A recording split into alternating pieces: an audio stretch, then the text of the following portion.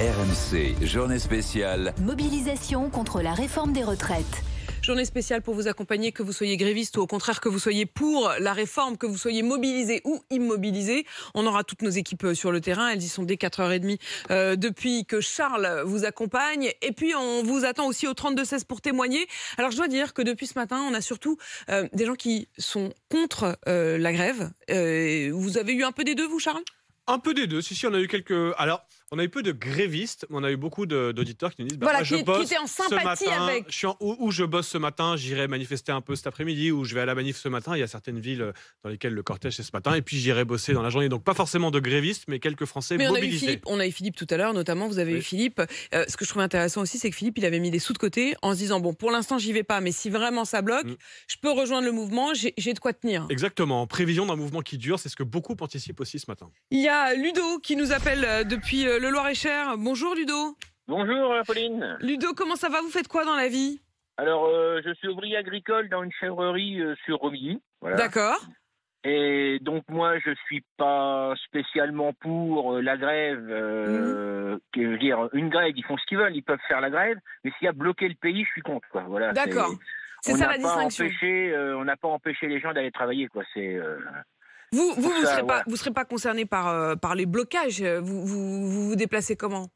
C'est pas ça, c'est que nous, comme là aujourd'hui, je suis en livraison. J'ai un collègue qui est parti sur Rungis et je pense que le retour va être très difficile. Quoi. Ça c'est sûr. Là, si on peut pas livrer nos fromages ou qu'on nous bloque à des ronds-points, qu'on nous laisse pas passer, ça va être compliqué, quoi. Voilà, c'est. Oui, et vous aurez une cargaison de loupés, quoi. Bah voilà. Donc bon, on les remettra au frais, c'est pas sûr, mais ce qu'il y a, c'est que ça nous fait encore perdre de l'essence. Moi, je serais payé à me balader. En fin de compte, c'est pas trop mon boulot, quoi. Ludo, vous avez commencé à travailler jeune ? Moi, j'ai commencé à travailler à 15 ans. À 15 ans. Et donc le fait que la réforme repousse, je sais pas quel âge vous avez, Ludo, mais... Moi, j'ai 56 ans. Et si je fais mon calcul, 43 ans, ça me ferait partir à 59. À 59. Si jamais on vous disait maintenant, vous devez quand même en rajouter 1 ou 2 ans, vous comprenez ? Oui, je comprends, ouais. Du meilleur d'une autre, les caisses vont se vider. Alors, donc faut bosser, moi, du meilleur d'une autre, mon boulot, vous voyez, il y a encore, en début du mois de février, j'ai fait des semaines de 70-80 heures. Je suis pas mort, quoi. C'est du quotidien. Ouais. Ah oui. Non, franchement, vous êtes impressionnant, Ludo. Oui, ça c'est sûr. Et puis j'imagine que là, si vous nous appelez à 6h44, c'est que vous êtes debout de bonne heure tous les jours. Ah, je me suis levé ce matin à 4h15, donc voilà, quoi, c'est... Et puis tous les matins, nous, c'est... moi, c'est 4h30, 5h moins le quart debout, on commence à 5h30. Et quand vous entendez des gens qui disent, quand on a commencé très tôt, on est quand même cassé, vous avez un métier qui est aussi un métier physique. Ouais, surtout que j'ai pas fait que ça avant, j'étais soudeur, j'ai fait du tuyautage, je suis rentré dans des comment on appelle ça, des incinérateurs, j'ai fait pas mal de boulot, mais... J'étais paysagiste, donc je faisais pas mal de jardinage, à droite à gauche, de l'enrobage. Vous savez tout faire en fait, Ludo ? Tout faire, non. Si, là quand même, quasiment. Hein. Vous savez quasiment tout faire. Vous êtes en bonne santé, Ludo ? Non, il n'y a que la mécanique que je suis pas trop calé. Non, je laisse la place à mes collègues. Il laisse des domaines. Emmanuel voulait vous demander. Est-ce que vous êtes en bonne santé ? Vous avez des douleurs ? Ouais, on a des douleurs de petits vieux qui commencent, mais je veux dire, tout est... Voilà. Vous prenez les choses... quand je fais rien. En fait, c'est ça, vous prenez les choses du bon côté, vous arrêtez peu, j'imagine, parce qu'en plus, les chèvres, il n'y a pas beaucoup de moments où on peut se mettre à l'arrêt. Si on commence à s'arrêter pour un petit bobo, comme j'en connais beaucoup, dans ce cas-là, il va y avoir du monde d'arrêter. Et vos collègues, justement, Ludo, là, vos collègues, ils sont dans le même état d'esprit ? Oui, ouais. Ouais, tout le monde bosse aujourd'hui. Ah, tout le monde bosse. Ce que je trouve intéressant, Ludo, c'est que ce matin, j'entendais le dialogue à distance chez vous, Charles, entre Philippe et un avocat qui avait appelé un peu plus tôt. L'avocat disait non, il faut faire cette réforme. Et Philippe, derrière, disait qu'ils viennent voir nos métiers. Bon, j'ai envie de dire, Ludo, vous faites la jonction entre les deux parce que, pour le coup, vous avez le même point de vue que l'avocat. C'est-à-dire, vous dites, non, il faut bosser, il faut y aller. À un moment, les caisses seront vides. Donc, de toute façon, il va bien falloir réformer. Et en même temps, on ne peut pas vous reprocher, honnêtement, de ne pas savoir ce que c'est de bosser, quoi. Voilà, moi, du meilleur de l'autre, Vous n'avez jamais manifesté dans votre vie, Ludo ? Jamais. Jamais. Ah si, j'étais motard, donc j'ai manifesté pour... voilà. Si. Motard en colère. Alors, vous connaissez peut-être pas la mécanique, mais cela dit, vous êtes motard. Donc, c'est une autre manière quand même de connaître la mécanique. Merci, Ludo. Je sais qu'il y a une manifestation à Blois. C'est pas bien loin de chez vous, quand même, Ludo, là.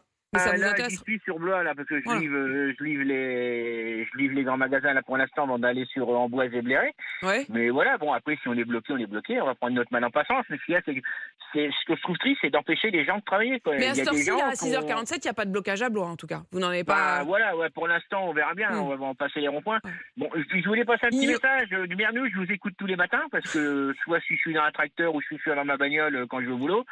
J'adore votre équipe, quoi. Voilà. Ah, c'est sympa. Bah, c'est vraiment très sympa. Et Ludo, il me semble que c'est la première fois moi que je vous ai en ligne. Ah, j'adore. Ouais. Revenez quand vous voulez. Ah, Ludo, vous on êtes vous chez vous. adore. Eh ben, pas de souci. Et puis, Ah ouais. un petit mot pour Philippe. J'aime bien Philippe parce qu'il y a de la gouaille. Oui, exactement. Philippe qu'on a entendu tout à l'heure, Philippe qui est cuisinier et qui intervenait chez Charles. Bonne journée Ludo. Ludo qui était donc dans le coin de Blois. Benjamin est à Tours, pas bien loin. Bonjour Benjamin. Bonjour. Comment ça va vous? Ça va très bien. Vous êtes manager boulangerie dans une grande distribution, c'est bien ça? C'est bien ça. Et vous êtes déjà au boulot là à 6h47? On est au boulot, ouais. Pas vu de blocage à Tours?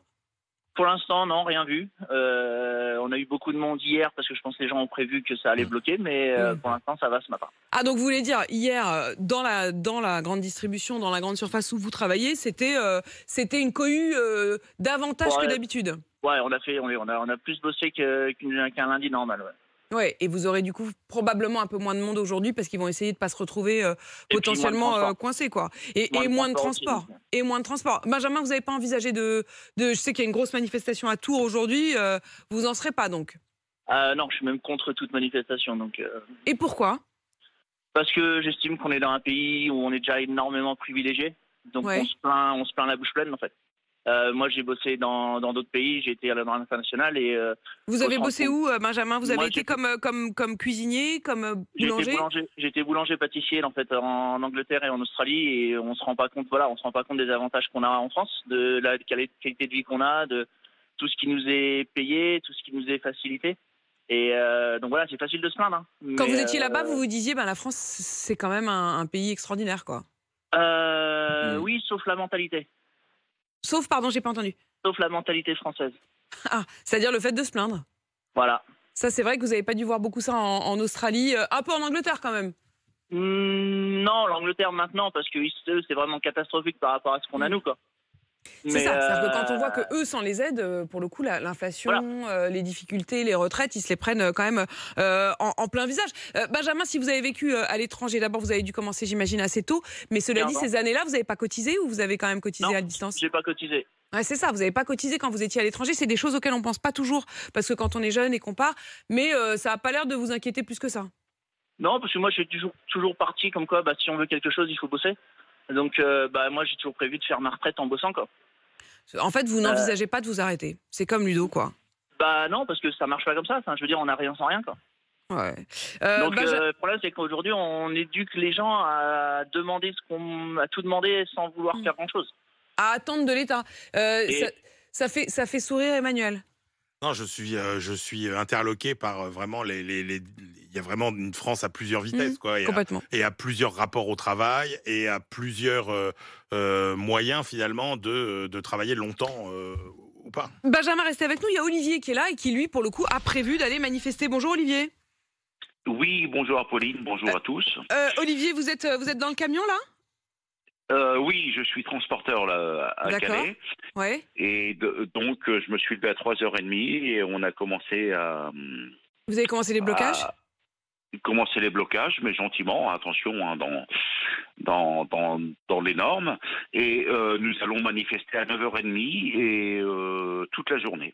Voilà. Toute la journée. Et quand vous dites dans les normes, et on sent que c'est important pour vous, vous voulez pas que ça dérape, vous voulez que ça reste un mouvement raisonnable, comme pour reprendre le mot responsable, pour reprendre le mot de Laurent Berger, par exemple? Oui, tout à fait.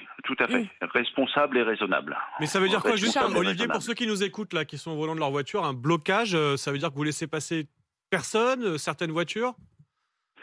Si on laisse passer quelques personnes, on laisse passer des gens qui vont travailler, des infirmières, des gens. Comment vous faites la distinction? Comment vous faites le tri? Selon les personnes, et donc on n'est pas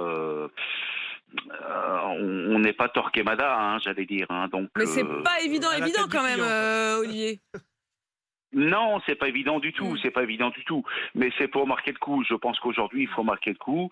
Je pense qu'aujourd'hui, il faut que ça soit une grosse journée. Alors, je sais que ça embête beaucoup de Français. Ça, je l'entends bien.